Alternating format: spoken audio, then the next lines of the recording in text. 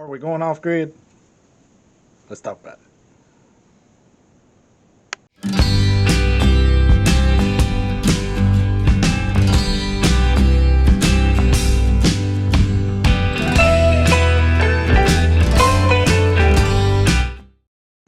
Morning, everybody. So it's been a couple days before I've been able to do any kind of videoing or anything. Had some things going on. Me and my wife discussed, and we actually decided to go ahead and put in our application for our septic system at the farm because there's a pretty long wait.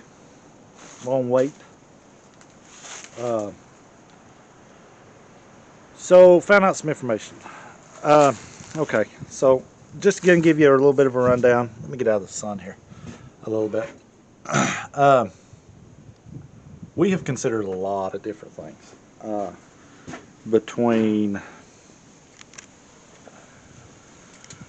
off-grid, moving the mobile home, building a cabin, you name it. We've discussed it. We've drawn floor plans, we've drawn house plans, we've drawn addition plans, we've talked about it, we've discussed it with family, probably to the point that about everybody listening to us is getting kind of tired of it.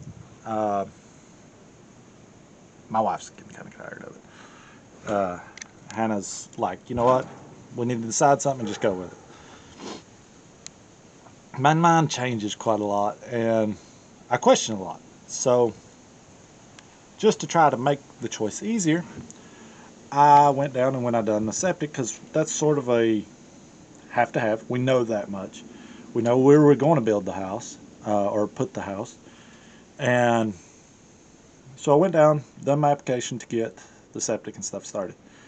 Perk, all that stuff. You got to get a perk test in this county. And you actually got to dig holes in the ground. They got to be there, check the soil and all that stuff. Different counties, different ways. But you got to get that inspected before you can ever go in with it. So we know we had to have that. Sewage and septic and stuff is a big one that we knew we had to have. So that was a no question. So I went down, done the paperwork on that. Because it's a wait before they can actually schedule you an appointment. The building standards is in the same department here. And so I went up to talk to those guys just to see what I could do. What is available to do, what I'm free to do. And hoping, on one hand, that they would limit my options enough that I could say, okay, we're doing said thing. Instead, great guys, super helpful, opened up so many doors and possibilities. Which brings us to what we have spent the last day discussing. We had talked about once before going off-grid. Not really sure it's for us, being small children. What we're trying to do, we're mostly homesteading type deal. So we don't think we want to go that route. However, they did inform me that it is possible to build a what they consider primitive structure.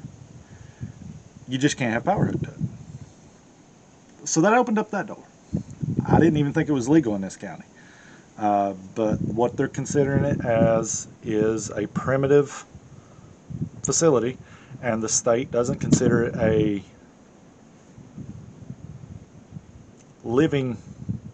permanent dwelling. And that's the only way you can get power hooked to it. That's the only way a power company will actually come out and hook power to your house, is if they have a piece of paper saying that it is a dwelling. So from my understanding of it is, if you don't want to be considered a dwelling, you can build off-grid. And that's totally possible. I knew there was some places here in the county that they did that.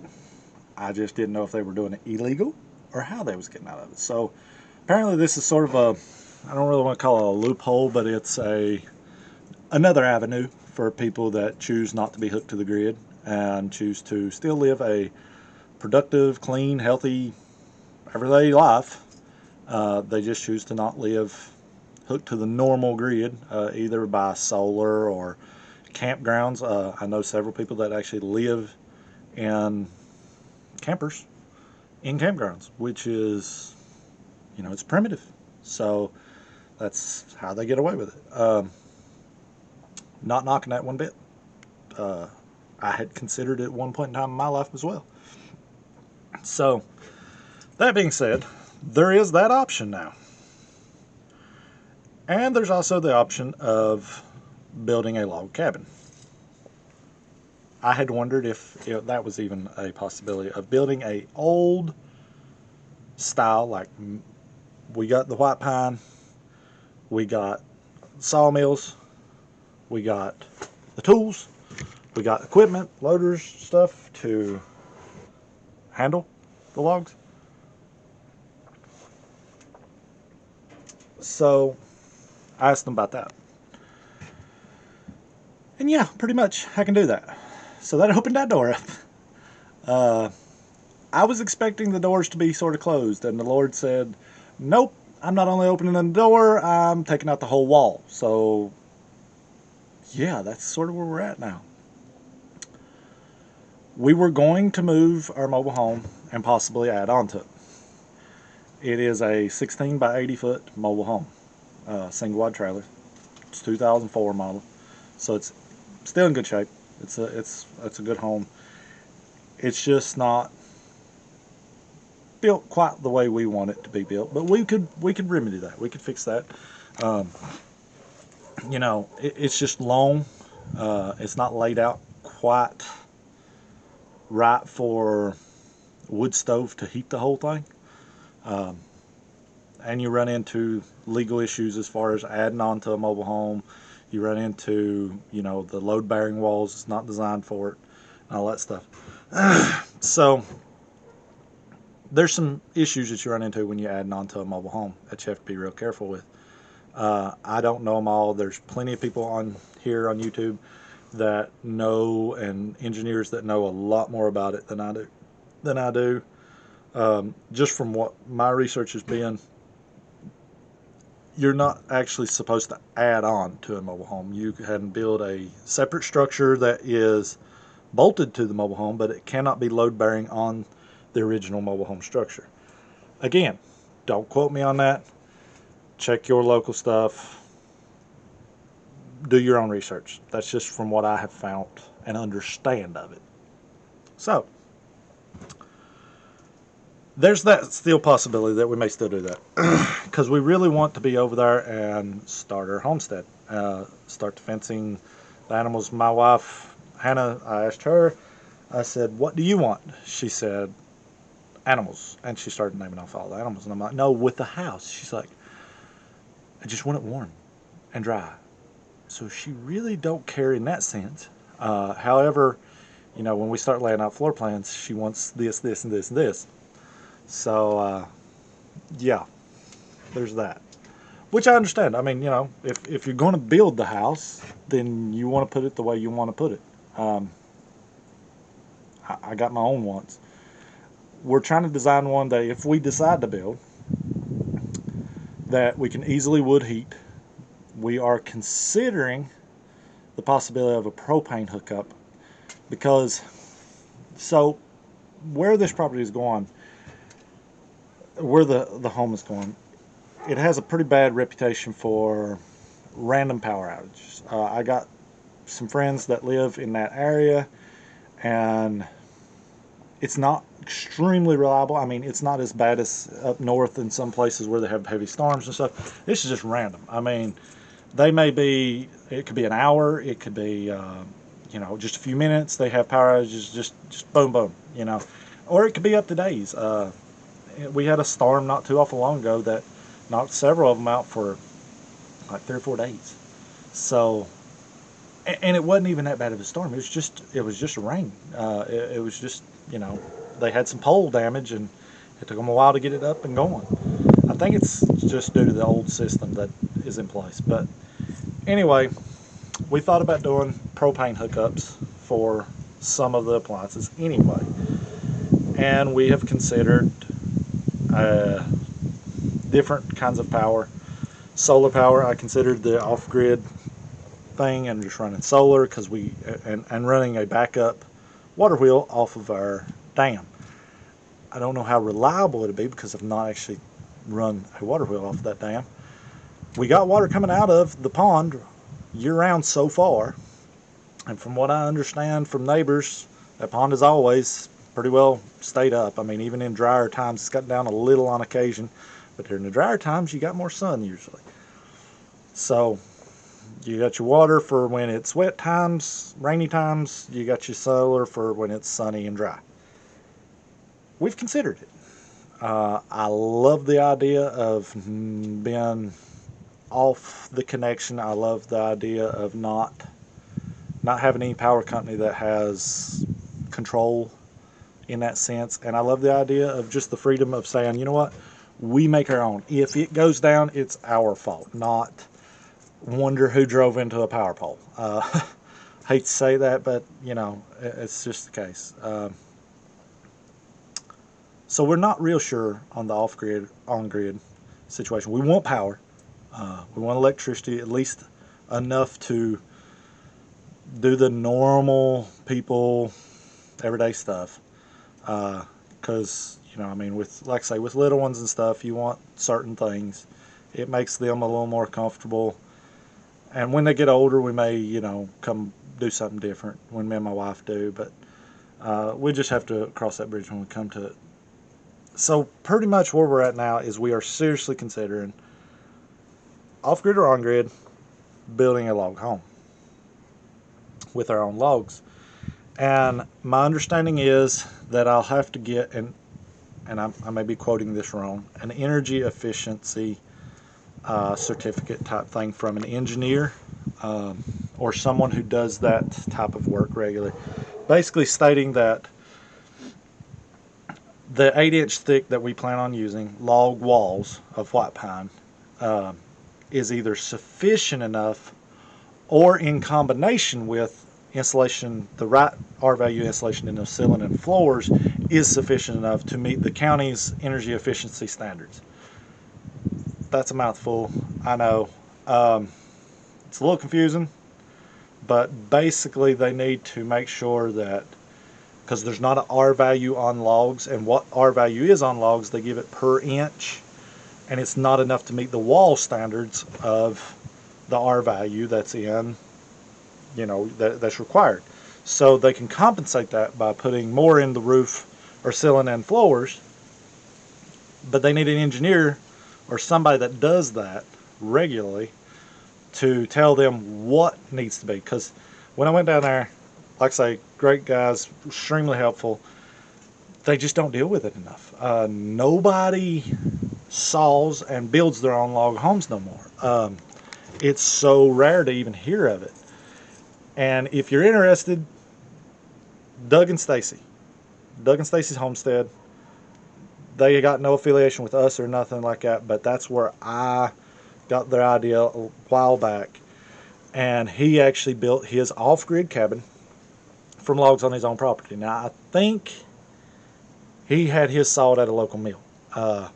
But still, I mean, he used his logs off his own property, had them sawed, and used them. So you just don't hear of, and they actually live in this, so year-round. You don't hear of it much anymore, and a lot of states and counties and stuff, they don't know how to deal with it. The county inspectors don't have a code for it. A lot of your older inspectors and stuff, they've seen enough of it that they know they can look at it and say, yes, that's sufficient. Yes, that's plenty strong. But there's not a code that they can give you to say, if another inspector comes in, maybe a fill-in that's younger, that's not, you know, he's going to go by the book. But there's nothing in the book. So when there's nothing in the book, he don't know what to go by. So if they got that piece of paper, they can say, you know, hey, you got this for the insulation value. And they do got a code for using a homeowner using his own rough sawed lumber. So that covers me on using my own logs. but it's the installation value. So I can do everything else. It's just I need that installation energy efficiency numbers. Because if we go on grid, we have to get that. If we decide to go off grid, from my understanding, is we don't. We can actually build it. There'll be no issues. It's just it's considered a non-permanent dwelling, so there's no power to it. However, it changes the. I hope this wind isn't affecting too much. So, from my understanding, as it stands right now, and if we decide to go this route, we'll look definitely more into it because we want to do it legal. I don't want nobody showing up to the house saying, "Hey, you built this illegal" or whatever. So, from my understanding, as it stands right now, I won't have to worry about getting the engineer to prove it. I can just do it for myself. But it wouldn't be a bad thing to get an engineer to say, "Hey, yeah, this is what you got to look at." Because if we ever did hook to the grid, and it may need to one day. It may be a law. Who knows? With the world the way it's going, they may make it a law that you have to be hooked to the grid or you're kicked out and become homeless, which sounds silly. I don't put nothing past anybody right now. So, not to get into that, it's a whole nother topic. We got a lot to think about. That's kind of where we're at. Right now, we still may move the mobile home. That's still an open possibility on the floor that is sort of there. We know what it's roughly going to cost us to move it. We know what we can afford and stuff. If we decide to go that route, we'll be there a lot earlier, start homesteading, living right away. If we decide to go the other route, we may be looking for a camper or something to stay in for a couple nights while I'm not working on my weekends, so we can work on the home, because I want my family there. That's my whole reason for all of this. It ain't far from where we live now, but my only goal is to have Hannah, the kids, with me while I work. I want them close. I know it may sound crazy or whatever, but I have to get up and go to work, and I work 12 hours a day. When I get home, it's pretty much, by the time I get home, it's pretty much eat, maybe 15, 20 minutes, an hour tops, and then it's ready to go to bed because I got to get up 4 o'clock in the morning. So, and I work 4 days a week. So as of right now, I mean, it could be, anything could change. It could be more. So on my days off, I really like to be with my kids and my wife as much as possible. And I want them to be a part of it, whatever we decide to do. I want them to have either the memories or the photos of the memories. So to say that they were there. And so what we're probably going to do is just, if we decide to do it, either move her building over there and sort of live out of it, because we'll have a septic over there and whatever, and we'll be camping sort of deal, while we build and work on the foundations and the logs and sawing and all that stuff. Because like I said, I did get approved to use my own lumber. I got that in writing. It has to meet moisture code and drying time, but not a big deal. I can air dry it and it'll fit that, and it'll fit the moisture code when I go to put it up. So we're either going to move this or find us that wind. I hope it's not bad. Or we're going to find us a camper to stay in while we're there. That's if we build, whether we go on grid or off grid. I want to build a cabin. I don't want to build conventional. So if I decide to build, it'll be whatever the engineer tells us, but I think it'll be good enough. 8-inch thick, 12-inch tall, white pine should be able to work with that, because most of these kits aren't but 6-inch thick walls. So I don't see any issues there. I just need somebody to approve it. But anyway, that's pretty much it for the day. it kind of lets you know where we're at this week. It's been a hectic phone calls and running and driving all over the place. Haven't been taking you with us on that because yeah, it's just been so crazy. Let us know what you think in the comments. Mobile home, on-grid cabin, off-grid cabin. What would you rather see? So, yeah, pretty much those are the three options. 1, 2, or 3. Let us know. Comment, subscribe, like, share, all that good stuff. Let us know what you would want to see in the future. I hope you follow. I really do. This could be great. Either way, Lord has opened up the door, so we're going to do something. Thanks for the ones that watch. Like I say, 1, 2, or 3. Let us know. See you guys.